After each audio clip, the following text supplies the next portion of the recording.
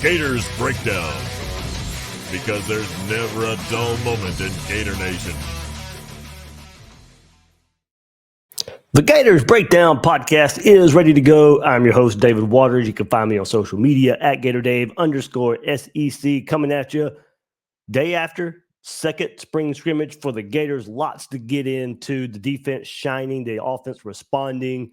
We'll get into, speaking of the offense, the focus on the deep passing game. We know that's a big focus for this team this fall or this spring, getting into it and trying to figure out, create some more explosive plays, but just standouts on the defense so far. A lot to get into. We'll hear from Billy Napier. We'll hear from Graham Mertz earlier in the week, too, as we talk about this focus of the deep ball for the offense. So a lot to get into on this episode of Gators Breakdown. Hit that like button. Subscribe right here on YouTube or your favorite podcast platform. Get those notifications when there's a new episode of Gators Breakdown. Leave some comments. What are your thoughts? What you're hearing so far about the Gators through two scrimmages a week before the Orange and Blue game.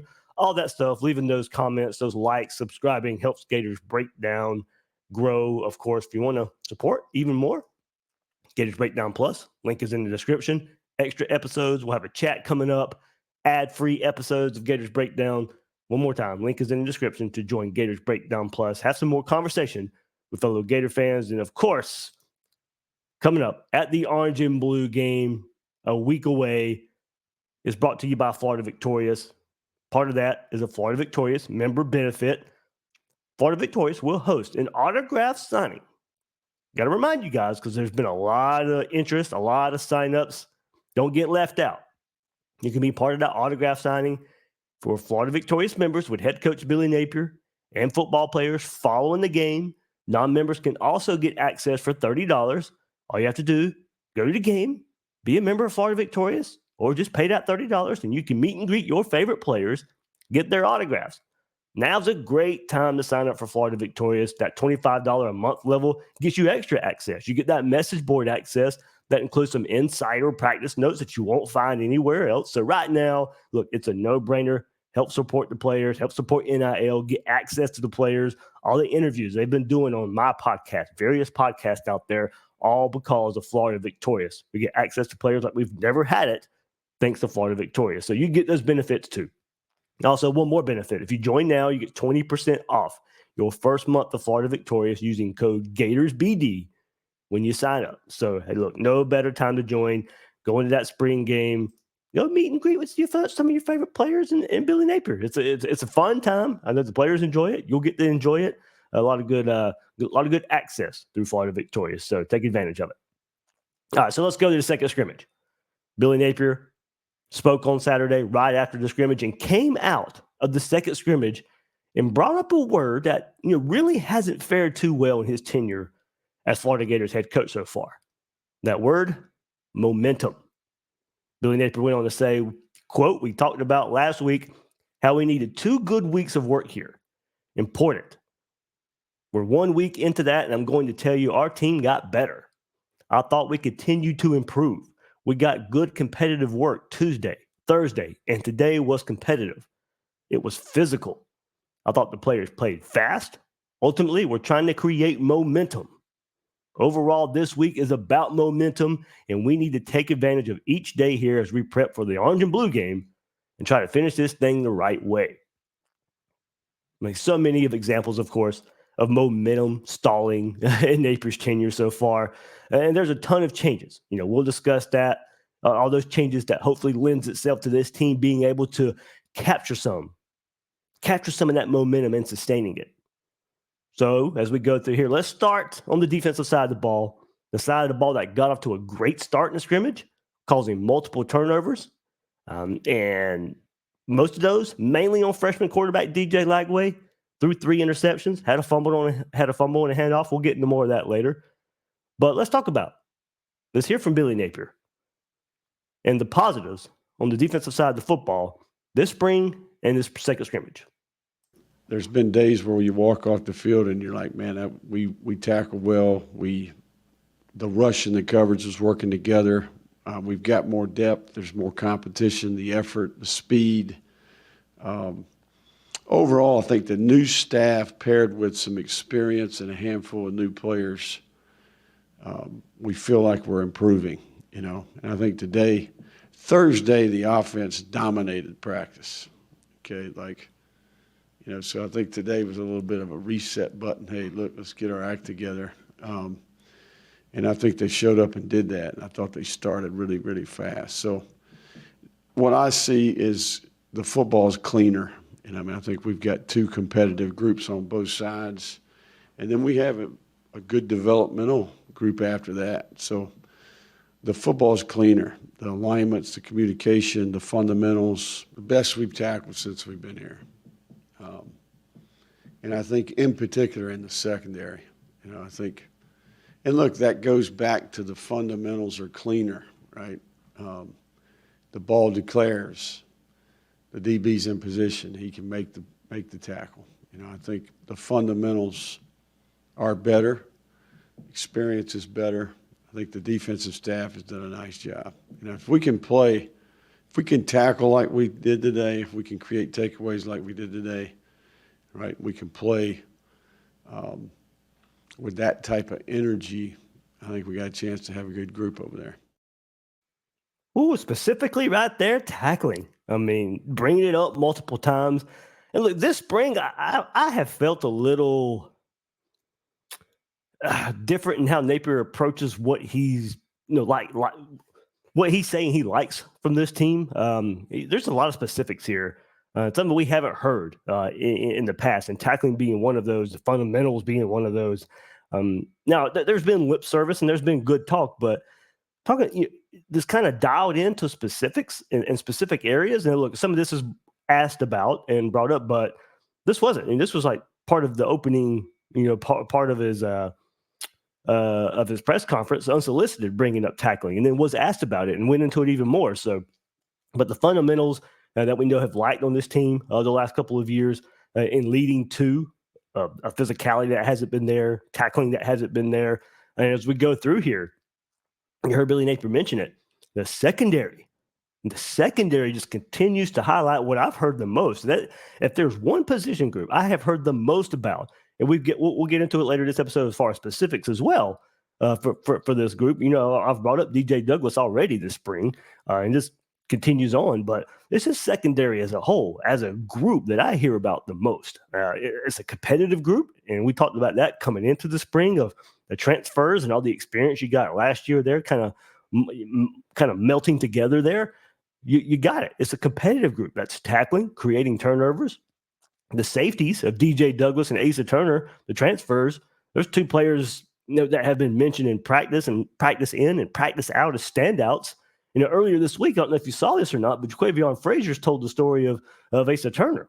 The situation was, you know, kind of fairly typical. Florida's running the ball, Frazier's embracing his role as a blocker, identified Turner as a target, trying to go block him. Frazier's quote says, Asa was coming down from the top. He was filling the run hole, and I tried to crack block him. I thought he didn't see me, Frazier said, but Turner did. The next thing I know, I open my eyes, I see feet in the sky, Frazier said. That was it. That was probably the hardest I've ever been hit. When was the last time we could say that about safety play at Florida? I mean, go to a Missouri game last year, and you have Miguel Mitchell in position to make a play and just bounces off a Burden, I believe, who wasn't even looking at him. He just, you know, shoves off Miguel Mitchell, and there goes a long gain that helps contribute Missouri to get that win over Florida. I mean, this safety group, this secondary group, has shown much physicality, much ability to tackle the last few years, especially last year. You know, so we hear Napier talk the best tackling since he has been here. And we hear of plays like this, and in a sense of physicality, I haven't heard from this group in a bit. I don't think it's lip service. So we'll go into it again. You guys have heard me bring up DJ Douglas as the player I've heard the most about this spring, and that was on display in the second scrimmage as well. Douglas showed out with many plays, one being a pick six. Napier said after the scrimmage, quote, he's a very productive player. He's got traits. There was a connection there, and certainly he's done a nice job. I think what I appreciate about DJ is the consistency. We know what we're going to get every day. He's got great practice habits. He's an effort player. He's done a really good job of picking up the system. We're just halfway through the cycle here, and I think that's the thing we kind of have to remind ourselves of here. We got our reload period. Then we got our summer offseason and then training program. He's off to a good start, and certainly I think he will prove he was a good take. He just kind of cements everything I've been hearing pretty much from the very beginning of DJ Douglas. Jordan Castell, he's been beat up or limited this spring dealing with an injury. But him and Triquez Bridges both, Jordan Castell and Bridges, both had interceptions as well in the scrimmage. Sophomore Sharif Denson turned in a nice performance in the scrimmage, especially in the tackling department. So things, especially last year, if there were two main issues on defense, it was turnovers and it was lack of tackling. And you heard Billy Napier say, hey, if we can play like we did today in this second scrimmage, I like what we have here. Now, of course, it's always a wait and see mode. You're going to hear some good. You're going to, hear some bad. But hopefully the good we hear is what's going to translate into this 2024 season. And for a side of the ball that needs it, for a position group that needs it, we're hearing some good things. So let's go to the scrimmage a little bit.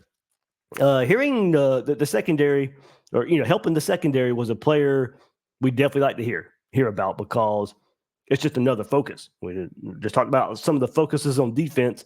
Well, helping lead the turnovers would be better play up front. So helping the secondary, TJ Searcy made impactful plays up front, recording a sack, also tipping a ball that was picked off. One more player Napier was asked about as well, that is putting together a nice spring that is much needed at the position, and that's linebacker. Linebacker Grayson Howard. Napier goes on to say, quote, I think, first of all, Pup is an incredible young man. He's extremely bright. He's got character. He's smart. He can communicate. He's really done a nice job of picking up the system. At that position, you got to communicate and got to do that with confidence, and I think you got to be decisive. I think he's done a good job of doing that. Now he's got height, length, and certainly looks the part. He's still somewhat an inexperienced player, but I do think he's a mature young man, good family, and he's taking advantage of the reps. I think with Shamar and Wingo out, and then that room's been banged up at times. So, yeah, he's done a good job. I think the other players around him benefit from his communication. Last week, he had some production in the scrimmage. It's been a good spring, good offseason for him. So, of course, I got some people closer to Pup, and I started asking around after I heard that about Billy Napier. Of course, in communication with those people anyway, but for the sake of this episode, let's get some more about Pup Howard. So I did some asking around, and quote, now told specifically, quote, he's killing it right now. Looked really good, was flying all over the field, communicating real well, calling out everything the offense was about to do, and making sure everyone was in the right spots. He's loving it down there. Well, that's about as good as we can hope for. We're dealing with Grayson Pup Howard at the linebacker spot, but communication is a word that's been brought up a whole lot and really can help that group not look so lost at times. Not filling the right gaps, not knowing their assignments. That's been an issue at the linebacker spot, not just the physicality and the lack of tackling, but there's been pre-snap issues at that spot. So hopefully everything that we're hearing right here will go along, and Pup Howard, huge contributor at that spot. So far this spring, it's been Pup Howard and Jaden Robinson battling, and who will probably line up beside Shamar James this season. So little insight there into the linebacker spot, what Grayson Howard brings to the table. But then, if this defense is going to turn it around, everything we just discussed has to be a part of this momentum Billy Napier's talking about. Improved secondary play, in physicality, turnovers, identifying a player that can create havoc like TJ Searcy did in the second scrimmage, and having the linebacker spot, having those true linebackers to help out Shamar James and put some help around him. We know he's a good linebacker, but he needs some more help. Florida needs SEC quality linebackers to go along with Shamar James and behind Shamar James. Looks like, from what it sounds like so far, Pup Howard will be a major, major factor, like we thought he would be in that spot. All right, guys, so let's switch it to the other side right now. Let's go to the offense. And after the scrimmage, Napier had to say on the quarterback play, quote, I don't necessarily think we started the way I wanted us to today, but I do think we responded in the back half. I think the defense contributes to that. I would compliment the defense today. I thought we tackled extremely well today. The coverage was tighter. The rush was effective. I think that affected the quarterback play. We had a couple of turnovers. We had some tip balls. But overall, quarterback play, I've said this many times, we have to play well around the quarterback. We had some situations today where all the players on the offense contributed to that. But the positive thing here is, I think at the halfway point, I think we kind of regrouped, made some plays in the back half of the scrimmage, in the quote. So we heard Billy Napier say, and let's go back to something earlier too, before we worry too much here about the offense. Napier did mention that the offense getting the best of the defense earlier in the week. And this is pretty much what you want to hear this time of year. The offense wins this or that day. Then the defense wins that other day or this day. We have no idea what that ultimately means for this team, but that's usually what you want to hear in spring practice and getting ready for a season. You want to hear the offense have its good days. You want to hear the defense has its good days. In the end, we hope it amounts to good on good, right? That's at the base of it. When we hear those things, that's what we want. This offense has been serviceable in Billy Napier's tenure, but needs to take a step. This defense has been remade, reimagined. Coaching staff, some players, and that needs to come together fast. This time of year, they need to build on each other. They need to build each other up. That next step for the offense, since we're going to focus on that here, we can tell us to focus. It's been a focus since last year. And it was during the season last year. Last year ended. We've asked Billy Napier about it. We've asked quarterback Graham Mertz about it. And that's, taking those shots down the field, getting this passing game a little more explosive. And it has been a focus this spring from the media, from the team itself, just trying to get some more clarity on what will it take?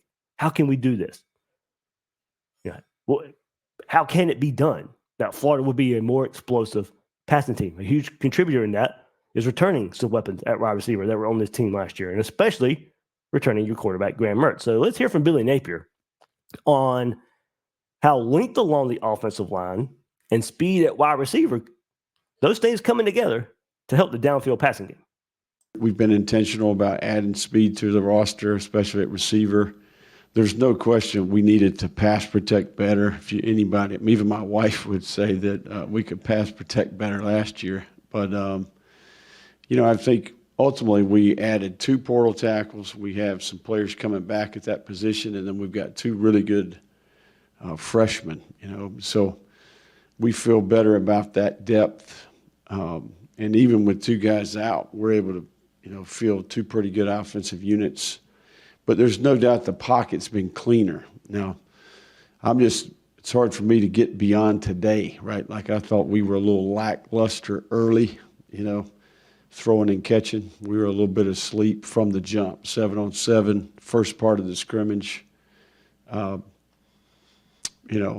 I think we need to start faster from that standpoint. But I do think in the second half of the scrimmage, we protected better, threw and caught the ball better. The defense contributes to that, right? So, but overall, you're exactly spot on. I mean, I think we need to protect better, and I think the personnel we've added will allow us to, hold the ball a little bit, and that'll allow us to throw it down the field a little bit more often. So an up and down day for the offense, but mostly due to a slow start. But one player that has shined and has done it all offseason, that's offensive weapon, wide receiver Trey Wilson. He dominated in the second scrimmage. Now listen, guys, in the backfield, well, certainly we saw some of that last year, but identify ways to get him the ball. But in the backfield, short throws, intermediate throws, down the field, Trey Wilson was doing it all in the second scrimmage. And as good as he was last season, that was year 1. And there needs to be that jump in year 2 to become elite. Napier said after the second scrimmage, quote, I think he's added a bunch of lean muscle to his frame. I think he's stronger. I think he's got confidence from the experience. And even today, he was ultra productive today. He made a ton of plays out there. Much like a year 1 to year 2 player, you kind of don't know what it's like. He was in Tampa going to prom this time last year. Now he's been through a full offseason program. He knows what a game day feels like and looks like. He's able to adjust his approach, and I think he's a confident player.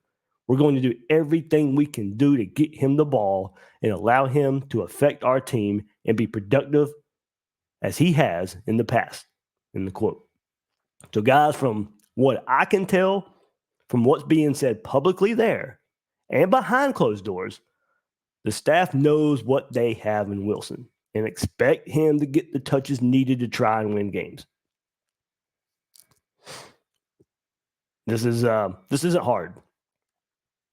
You ride him as much as possible. Now, of course, you need people around him to help make it easier for him as well. You know, you need some guys in the receiver room to help take some of the pressure off Wilson, not let defenses just solely focus on him. But there's a focus also on this Gator offense to get him as many touches as possible to help, talk about explosion. He's part of that. He's a big part of that. Trey Wilson needs the ball in his hands. So more scrimmage notes before we close this episode. But first, let's continue this angle of the downfield passing game with quarterback Graham Mertz. He spoke earlier in the week, not after the scrimmage, but he did speak earlier this week. While we're focusing on this, I wanted to get this in here. But here he discusses Napier's comments that Napier made earlier as well about taking more of those calculated risks down the field and how Russ Callaway is fitting more into the offense. We've had that during the spring. I think we've done a good job. I mean, they always tell me be judicious, not cautious with the football.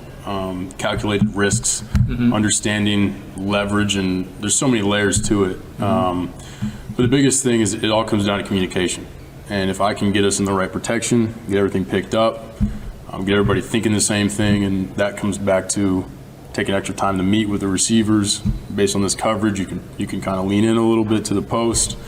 So there's so many details that go into it, but yeah, that's definitely been a point of emphasis. What do you see from this group in terms of being able to do that? And the speed, there's some good speed on that team. Oh, yeah. I mean, Tanks brings some, Aiden's healthy. Yeah. Looks like he's added some size. Yeah. Obviously, Eugene's ready to take a jump.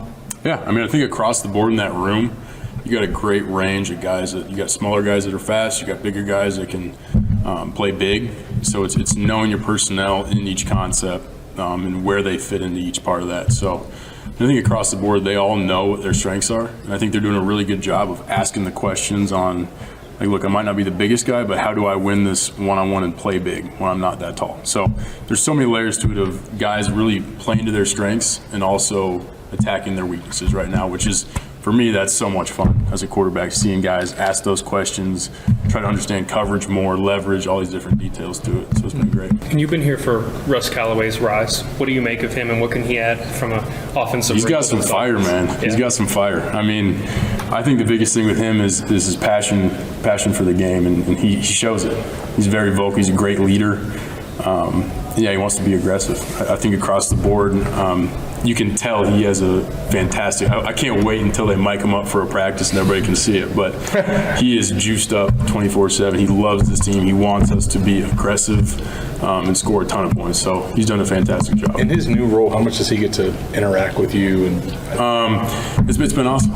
I think the big thing that stands out to me is that week where they announced it. I mean, he was sitting in our quarterback meetings really trying to understand my point of view and how I read plays. And that's one thing where it's been awesome. I mean, back when he last year, I mean, I still go to him and just give him crap all the time and talk through stuff. But so our relationship has been the same. But now he's like really asking questions, and that's been awesome on my end. To like, okay, do you like this? You want to change this? Do you like this? And I think that for me, even just these installments before practice, whether it's Coach Napier, Coach Callaway, any of these people, or any of these coaches, it's I love how open the communication is and like how we can add and change plays and stuff like that. So it's been fantastic. he's got an air raid background. Does he get to sprinkle any of that into the system? He's an air raid guy. I mean, he air raids life. No, I love Coach and just his fire. I mean, that's one thing that it's infectious. Every day we go into a offensive unit meeting, he's bringing fire, firing the guys up, setting the tone from the jump before we put the pads on. So he does a fantastic job. Do those concepts excite you? Like as a quarterback, have you done any air raid stuff in the past? Or? Oh man, high school. Go look at the high school tape. Okay. I think we ran the ball twice a game in my high school offense. So that's up your alley then. Oh yeah. There we go. Right up Graham Mertz's alley, this hopefully marriage of Russ Callaway. And aggressive. I mean, that was the word I hope you guys took away from it. That was the word I took away from it. Now, I know there's been this reputation of Billy Napier not being aggressive enough, and I agree at times. It's probably held this offense back. But, I think there were some limitations last year. You heard Billy Napier say the offensive line and necessarily not being where it should be last year, probably limiting some of those downfield shots that Florida wasn't able to take or able to hit last year.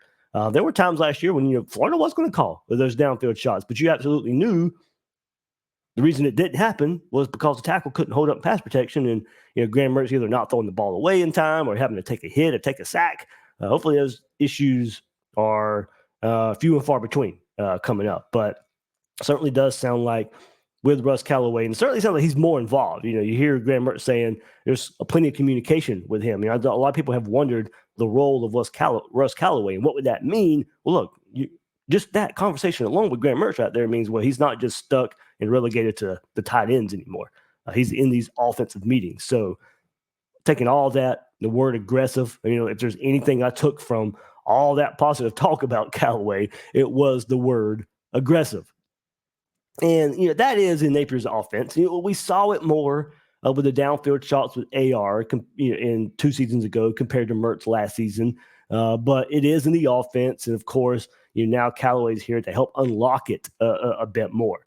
On the Florida Victorious message boards, Game Vegas, who provides those insider notes, has one of his most recent updates for an inside look at practice and says it is clear Graham Mertz is throwing the ball deep a little more than what he has seen previously from him. So, of course, get more from the Florida Victorious message boards where, wide receivers are also detailed a bit more, and a certain freshman wide receiver that was a top receiver in Thursday's practice. So maybe creating some depth right there at the receiver spot for the Gators, but it was a freshman that was showing out on Thursday's practice and just how he contributed. You get that one more time at Florida Victorious message boards.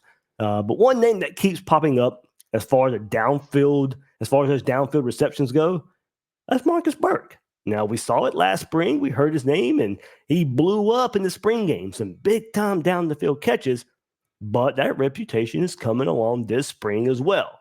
I know. We got to see it in the fall. But hopefully the consistency of last year paired with this year, hopefully staying healthy, means Marcus Burke will be on the field a bit more and catching balls down the field a bit more. And he's the name I keep hearing from various sources as a big-time target so far for those big down-the-field catches. So let's continue this talk. And why it's such a big emphasis for Florida. Last season, Florida did not perform well in terms of explosive plays, ranking 56th in plays of 20-plus yards, 90th in 30-plus yard plays, and 104th in 40-plus yard plays. Now, guys, remember that. This offense, not very explosive. This defense was giving up explosives left and right. You probably reverse a lot of those stats right there for offense and defense. It's probably going to be about the same as far as the defense defending 20-plus yard plays, 30-plus yard plays, 40-plus yard plays. So when you're not creating explosives and you're giving up a ton of explosive, there's your recipe for 5 and 7. So now we see it's a focus for this entire team, explosives on both sides of the ball. Gaining them on offense and taking them away on defense. Hopefully the marriage of Callaway with an experienced Mertz focused on this aspect makes it more of a threat. Following a conversation with wide receiver coach Billy Gonzalez, the objective for his unit is to achieve, now he said this in his press conference last week, 5 catches of 20 yards or more per game. 5 catches of 20 yards or more per game. That's what Billy Gonzalez wants from his receivers. Quote, I've always expressed explosives with my room. I've always talked about 5 big plus plays of 20 yards. That's kind of what I've always said in my meeting room. If we can have 5 plus plays of 20 yards or more in a game, we're going to put ourselves in a really good opportunity at the end of the game to be successful. And Gonzalez said on this team improving their explosives, Of course, this is just part of the puzzle. Having a better feel for when the play should be called better protection. I mean, that all factors into it. You know, there's a relationship there. There's a realization that you may not call it at the right moment. Of course, you know, the reputation for calling those plays is as soon as you cross midfield, there's your time to take the shot. And sometimes that's predictable. Sometimes that's really predictable. But when the play should be called, better protection, those things to go along with quarterback and wide receiver play. All that factors in. But the message is clear. It is a focus for the entire offense. You brought in transfers at the tackle spots to help there. This spring, the new guys and transfers, Brendan Crenshaw-Dixon, Devin Manuel. I said coming into the spring, it might be a silver lining. Those guys are getting a ton of reps with some of the limitations at the offensive line, Austin Barber being out. But then Cam Waits goes out as well, and those guys get even more reps. And some of the freshmen are getting more reps now as well. Hopefully that means for Florida building some depth along the way. But when fall camp rolls around, you should have 4 guys playing at tackle. Now, hopefully, competition brings out the best. Get some cream of the crop there and helps this offensive line protect Graham Mertz better and allows him to take those shots down the field. So one player we'll focus on and feature here that, of course, will be instrumental in this passing attack is Mertz's former teammate at Wisconsin, Chimere Dike. Graham Mertz rekindled his previous connection with his former Wisconsin partner. You know, during this offseason, Dike snagged 47 passes for 689 yards and 6 touchdowns in 2023, all career highs, or 2022, 2 seasons ago. 47 passes for 689 yards, 6 touchdowns.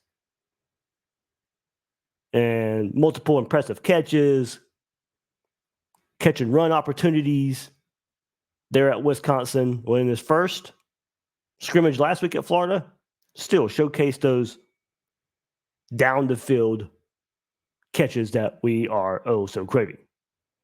He had a long touchdown in that first scrimmage. When asked if he and DK had reestablished their old rhythm, Mertz responded with affirmation. Quote, yeah. The amount of balls I've thrown at that guy in my career are a ton. He goes, thousands. Like it's been thousands and thousands.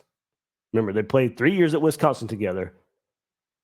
Really, it probably didn't take them long to get that relationship back up and going here at Florida. You know, DK spoke warmly of his reunion with Mertz at Florida, citing it as a significant factor in his decision to transfer. He shared, quote, Florida definitely was one that made the most sense with Graham.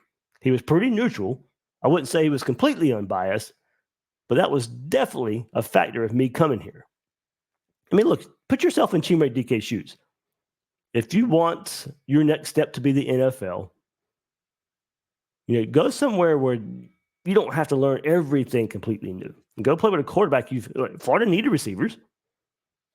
Florida was a place that had your old quarterback. It made too much sense. Kind of like Osiris Torrance when he was transferring from Louisiana to Florida. And, of course, there was a lot of interest in Osiris Torrance. Auburn, I think, being that main competition in the transfer portal market for Osiris Torrance. But didn't it make complete sense for Osiris Torrance to, yeah, I know, you probably could have made some more money, NILs, maybe somewhere else. But it probably made more sense for your overall long-term prospects to go somewhere with familiarity. Go with Billy Napier to Florida. Don't change systems. Don't learn a new system. There was some offensive line success at Louisiana of putting guys in the NFL. So, you know, that reputation was already there. The system was just fine. So don't learn something new. You know, don't go where something's completely new. Build off the foundation you already have. Chimere Dike's foundation is Graham Mertz. So hopefully that means he comes in right away. And so far, so good. From everything I've been able to gather. You know, of course, it was slow the first part of spring practice as he was nursing an injury. But since he's been healthy, has been a major target for Graham Mertz. No surprise there, of course, really, given that relationship.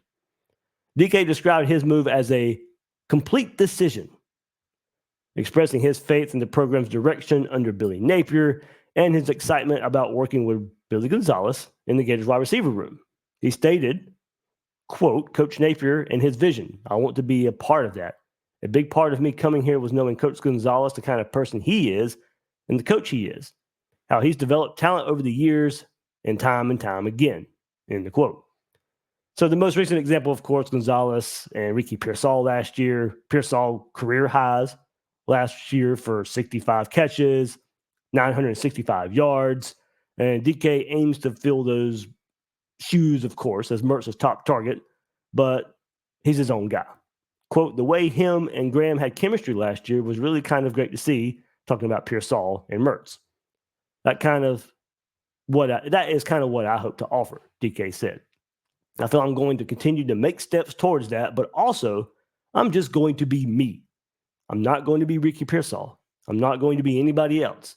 I'm going to be myself and continue to get better, in the quote. So both DK and Gonzalez, speaking of this wide receiver room, both spoke highly of Eugene Wilson. We've already heard a little bit about it, but since we're talking about DK, and well, here's what he had to say. I mean, he said he watched last year as Mertz in Florida win against Utah in the opener. He recognized Wilson's talent right away. His initial impression has only been reinforced in spring camp, quote, saying, probably the best player I've been around at the receiver position after the catch. His quickness, his ability to get in and out of break is really good. That kid's super talented. DK spoke of Wilson.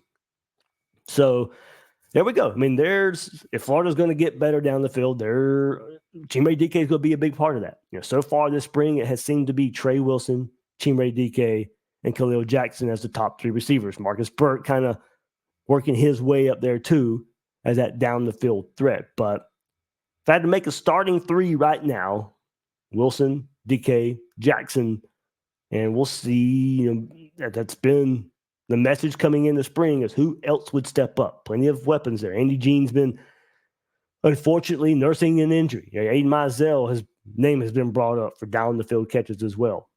So we'll see where it ends up. But probably the four I'm hearing the most are those three I mentioned in Marcus Burke, the three starters in Marcus Burke. So hopefully, by the time everything rolls around, a little more depth there at the receiver spot.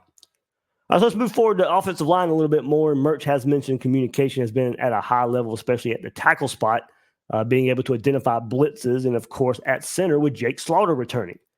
To extend some talk along the offensive line, a little nugget that's been coming out of spring practice so far is Bryce Lovett seriously pushing Damian George at that right guard spot. Lovett putting together a string of nice performances recently, gives Florida another option on the interior. There's been some cautious optimism around the offensive line. I think you can tell that, I did not have last season, and others didn't have last season. I was worried about last year's offensive line after losing Osiris Torrance. There were some things to like, but what Florida did in attacking the offensive line this past offseason, I feel a bit better about it than I did a year ago. Certainly upgrading at tackle, a returning center that should be better, and more competition on the interior. With players like Roger Kearney and Bryce Lovett pushing for starting spots, starting roles, reps. There's a lot to like here. I think once everybody gets back healthy, fall camp will be really important for kind of figuring out the alignment heading into game one versus Miami. But at least you got some options. At least it sounds like there are options there. You're not having to settle. I think Florida had to settle a bit last year. Go back to the point Billy Napier made as we were coming into spring practice coverage of the quote. He mentioned at coaching clinics that we didn't have great tackles last year. We had guards playing tackles. They addressed that. So I do think there are more options to get a better starting five. There are more options to fill in those starting five if they're not performing well or if an injury happens. Sounds like there's some different places to turn here for some production along the offensive line. All right, let's finish more from the offense in the scrimmage, this second spring scrimmage. Lagway did rebound from the picks later in the scrimmage with a couple of great throws. He finished with 2 touchdowns, including one to extended where he to really nice touchdown pass to fellow freshman T.J. Abrams. That's the one I was looking for. I had his name in my head. I couldn't get it out. So, look, the talent's there. Just expectedly up and down for the freshmen so far. I'm not worried about hearing, well, one more time, I know we spoke about this last week. You know, they're starting to throw more at DJ Lagway. So this is kind of expected. And hearing in the second scrimmage that, you know, throwing more at him to see what he can handle, see what he struggles with. But look, there's not much for me to still be worried about here. Not really at all. Freshman Jaden Ball at the running back spot turned in a really good day. 3 scores in the scrimmage. Trayon Webb with a score as well, while Montrell Johnson showed his usefulness with many receptions out of the backfield in scrimmage. Big surprise also came in the form of Jacoby Jackson. Last year's JUCO transfer scored a touchdown and a reception on a broken play. And that broken play was with DJ Lagway and using his legs on that broken play, finding Jacoby Jackson. So Jackson mostly second-team reps, but also did earn a few first-team reps as well. So maybe this running back room's a little deeper than what we originally thought if you throw in a player like Jacoby Jackson. JUCO transfer last year didn't really contribute at all, but look, if we hear about him in the scrimmage, hear about him in spring practice, doesn't mean it's going to turn out that way come fall, but I think we got to point out when a player has a good day, you know, Florida's 5th back right now, as we stand right now, looking like Cam Carroll just because of him being limited due to last year's injury. You got those freshmen in front of him right now for spring, Trayon Webb, Montrell Johnson, of course, but maybe Florida's unearthed another one here in Jacoby Jackson. Tight end Hayden Henson also had 1 receiving touchdown in the Gators' second scrimmage. So, all right, there we go. News and notes and updates from the Gators' second spring scrimmage. Notes throughout spring practice as well. I mean, the focus right now, pretty apparent for both sides of the ball. Physicality, tackling, communication on defense, communication on offense as well, especially along that offensive line, going and extending that to let's get some explosive plays down the field. Billy Napier hammering it home. Quarterback Graham Mertz hammering it home. Certainly a focus for this offense. So there we go. That will do it for this episode of Gators Breakdown. Hope you guys enjoyed it. Hope you guys enjoyed the insight here. Spring practice about to come to a close. About a week left, of course. We'll hear from some more coaches later this week. We'll hear from defensive line coach Chapman later on in the week as well. He spoke to the media last week, so trying to get everything, all that turned around. But with the second scrimmage right here, we got some time to come back around to that. But I mean, Gerald Chapman, you'll like him. You'll like him in front of the microphone. He's a no-nonsense approach there for that defensive line group for the Gators. And I'm sure we'll get to hear from Will Harris, the new defensive back coach, sometime this week as well before the Orange and Blue game. So, all right. Now, we'll do it for this episode of Gators Breakdown. I'm your host, David Waters. You'll find me on social media at GatorDave_SEC. Guys and girls out there, thank you for joining me on this episode of Gators Breakdown.